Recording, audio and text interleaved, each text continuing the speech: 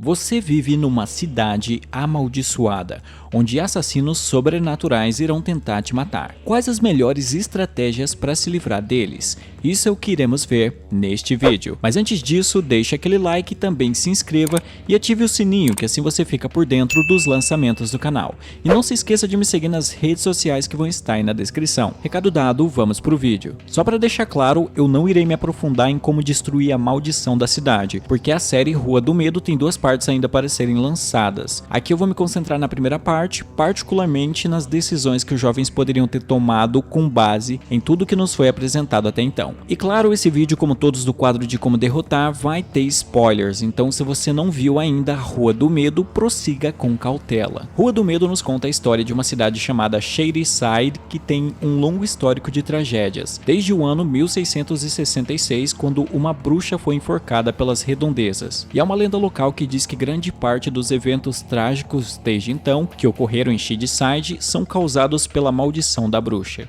E fica claro que a cidade é bem menos desenvolvida do que poderia ser, isso no aspecto econômico também, porque quando comparada com a cidade vizinha chamada Sunnyvale, vemos que Sunnyvale ao longo dos anos prosperou, enquanto Shadyside não só não enriqueceu, como também é constantemente assolada por tragédias como assassinatos, etc. Inclusive há uma rixa entre os moradores das duas cidades. Logo no começo nós vemos um desses terríveis acontecimentos, isso num shopping onde uma garota, após o horário do expediente, é atacada por um assassino mascarado. E essa moça, chamada Heather, comete um grandíssimo erro que é bastante característico em filmes de horror. Em determinado momento, ela consegue acertar o assassino de surpresa. Nesse momento, ela deveria ter aproveitado a vantagem para continuar metendo a porrada no maluco, pegar a faca dele e, enfim, dar um fim no seu agressor. Em vez disso, ela corre, dando assim chance do assassino se levantar e continuar a persegui-la e matá-la. Só que o assassino também morreu, isso porque o xerife Nick Good chegou no shopping e disparou contra o mascarado. Após isso, conhecemos os personagens que serão relevantes para a trama daqui em diante. São eles Dina, ela que está triste devido a um término recente com a namorada. O irmão dela se chama Josh e é o típico nerd que está por dentro dos estranhos acontecimentos que ocorrem desde sempre em Shadyside. Além disso, temos os amigos da Dina, que são a Kate, ela que é líder de torcida e vende uns tóxicos, o que depois será relevante para a trama. E tem o Simon, que funciona como alívio cômico, ou pelo menos esse era o objetivo, né? Não é nem que eu acho que ele seja um fiasco, mas às vezes simplesmente as piadinhas dele não funcionam e parecem bem forçadas. Ele parece forçado, sei lá. Ah, e tem a Sam, que é a ex-namorada da Dina, que mudou de Shadyside para Sunnyvale, e as duas ainda têm uma relação mal resolvida e é isso aí. Após a morte da Heather, alunos da escola de Shadyside vão para Sunnyvale prestar homenagem à vítima em uma vigília. Acontece que um dos alunos da escola de Sunnyvale provoca os alunos de Shadyside e aí tem uma briga generalizada. Mesmo após a confusão ser apartada pelo policial, os ânimos não se acalmam. Tanto é que quando o ônibus com os alunos de Shadyside estão voltando para casa, os arruaceiros de Sunnyvale começam a persegui-los pela estrada. No carro que os está perseguindo estão Peter e a Sam. Acontece que a galera de Shadyside joga um balde com um líquido que eu não sei se é suco ou água, mas também o que importa, né? Jogando o balde no carro, o veículo desvia da estrada e acaba batendo. Dina desce para verificar, até porque sua amada Sam estava no veículo. Acaba que tá todo mundo bem, mas a Sam tem uma estranha visão quando toca o solo daquele lugar. Visão que parece ter alguma coisa a ver com a bruxa, embora nenhum deles soubesse disso naquele momento. Após isso, um mascarado começa a rondar a casa da Dina e da Kate. A princípio, eles acham que era o Peter fantasiado, tentando assustá-los. E aí, os amigos vão até a Sam, que estava no hospital, para pedir a ela que ela falasse para o seu namorado parar com as brincadeiras estúpidas. Só que os jovens descobrem que o Peter não estava por trás das peripécias ao que ele é esfaqueado pelo assassino mascarado na frente deles. Pior, em determinado momento, eles conseguem tirar a máscara do assassino e percebem que quem os estava perseguindo é o assassino da Heather, que teoricamente estava morto. A partir daí, os jovens roubam uma ambulância do hospital e decidem ir até a delegacia. Mas é óbvio que o xerife não acredita neles. Claro, se quisessem ir até as autoridades, iriam precisar de provas. No caso, o filme se passa numa época em que não existia smartphones, mas havia câmeras fotográficas, câmeras de vídeo, etc. Seria prudente pegar uma câmera dessas o quanto antes para filmar ou tirar fotos dos seus perseguidores. Desse modo, poderiam provar que o que estavam dizendo era verdade. Mas os jovens decidem que não podem contar com os adultos e, portanto, irão resolver essa parada eles mesmos. Aí a Dina arruma um modo de surrupiar a arma do policial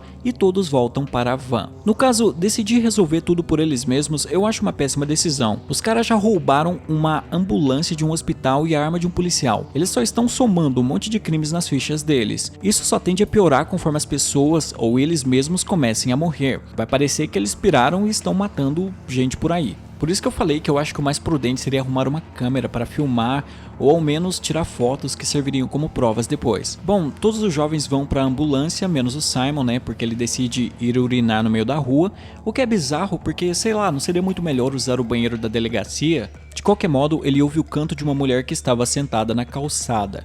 Ele se aproxima dela, até demais inclusive. Sério, por que você tem que chegar tão perigosamente perto de uma estranha? Não tem o menor sentido. Eu perguntaria se é que eu decidisse perguntar de uns 10 metros de distância. Ô, tá tudo bem? Você precisa de ajuda? Bom, enfim, quando se aproxima da estranha, Simon percebe que a face e os braços dela estão com cortes profundos, feitos por navalhas. A mulher o ataca, e assim, as criaturas não parecem ter uma força sobrenatural, então é meio estranho que ele não tenha força para tirar essa mulher de cima dele, porque é óbvio que é uma disparidade de força entre um homem e uma mulher, né? Por outro lado, olha o físico desse cara, realmente ele não parece ser um grande exemplo de força e destreza. Dina e seus amigos chegam para ajudar o Simon. Ela atira contra a vilã. O tiro não matou a mulher das navalhas, mas serviu para atrasá-la e dar chance dos jovens fugirem. Agora me diz, por que após dar apenas um tiro, a Dina jogou a arma no chão? Minha filha, isso poderia ser muito útil depois. Que ideia imbecil. E mesmo que a arma não fosse funcional para matar as criaturas, poderia servir para atrasá-las, pelo menos um pouco, né? Os jovens tentam entender o que está acontecendo. O Josh diz que provavelmente essas criaturas estão conectadas à bruxa morta chamada Sarah Fear. Eis que Sam se lembra da visão que teve ao tocar o solo antes. O grupo decide voltar, né, até o lugar do acidente e percebem que a bruxa foi enterrada ali. Eles acham que a bruxa está furiosa com eles porque a Sam mexeu nos seus ossos. E aí eles formulam um plano. Basicamente a ideia é enterrar os ossos da bruxa para dar paz a ela novamente. Eu não sei se isso faz muito sentido, mas a minha ideia de salgar os ossos e queimar apenas porque eu vi isso em várias temporadas de Sobrenatural também não é lá muito boa, eu reconheço. De qualquer modo, o plano de enterrar os ossos não dá certo. Os lacaios da bruxa, que são o mascarado, a mulher das navalhas e o maluco com um saco na cabeça, continuam obstinados em sua perseguição aos jovens. Porém, toda essa treta serviu para uma coisa. Eles percebem que na verdade os assassinos não estão perseguindo eles, pelo menos não todos, apenas a Sam, isso porque daquela vez quando a Sam tocou a terra onde a bruxa foi enterrada, o sangue dela caiu no túmulo da bruxa, e por isso a bruxa agora quer mais do sangue dela e não vai desistir até que a Sam esteja morta. Sabendo disso, qualquer um que não seja a Sam poderia falar: ema, ema, ema, cada um com seus problemas e ir pra casa. Talvez fosse um pouco escroto, talvez. Só que não é isso que os jovens fazem.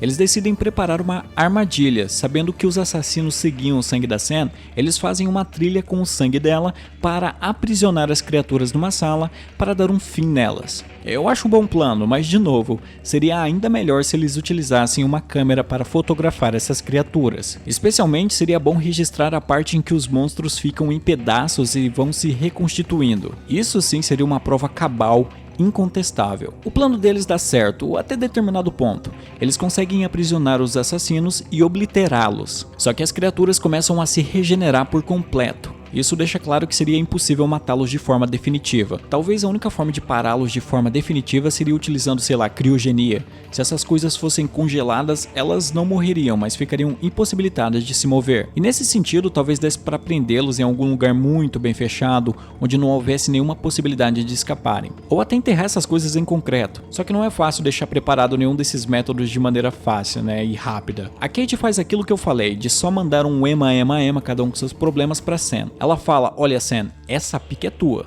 Desse jeito que eu tô falando pra vocês, foi o que ela disse na série, eu juro. Então minha filha, vai lá e morre que eu não vou me arriscar mais por você não. Só que os caras não precisavam tipo jogar a menina pros assassinos também, né? Se fosse eu só iria falar pra ela, tipo, olha, se vira aí e eu vou pra minha casa jogar Tetris. Só que no final das contas os amigos decidem que ela não vai morrer ali não, porque o Josh, em cima da hora, pensa numa outra possível saída. C. Berman é uma mulher que teria passado pelos mesmos eventos que os jovens estão passando agora. Só que ela conseguiu sobreviver. E aí eles decidem ligar pra ela, mas ela não atende o telefone telefone no momento. Lendo sobre a C. Berman, os jovens notam que ela passou por uma experiência de quase morte, e daí eles deduzem que para a bruxa parar de perseguir a Sam, a garota vai ter que morrer e ser ressuscitada. Isso tá parecendo o roteiro de Premonição 2, mas tudo bem. Eles bolam um plano inventivo para matar a Sam.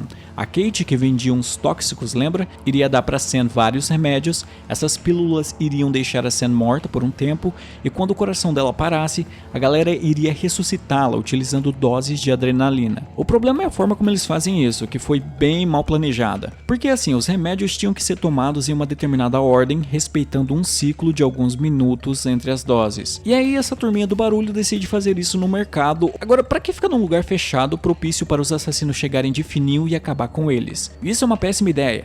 Em vez disso, eles deveriam ficar dentro da ambulância, rodando com ela. Os perseguidores tinham uma velocidade normal. Eles nunca iam alcançar a ambulância. Era só encher o tanque de gasolina e continuar rodando até a Sam morrer e ser ressuscitada. Ao fazer o ritual no mercado, os jovens passaram um pouco de sangue da Sam em si. Assim os assassinos seriam atraídos a eles, o que daria tempo da Sam terminar o ciclo de remédios. Só que isso acaba não acontecendo e a Kate e o Simon são mortos.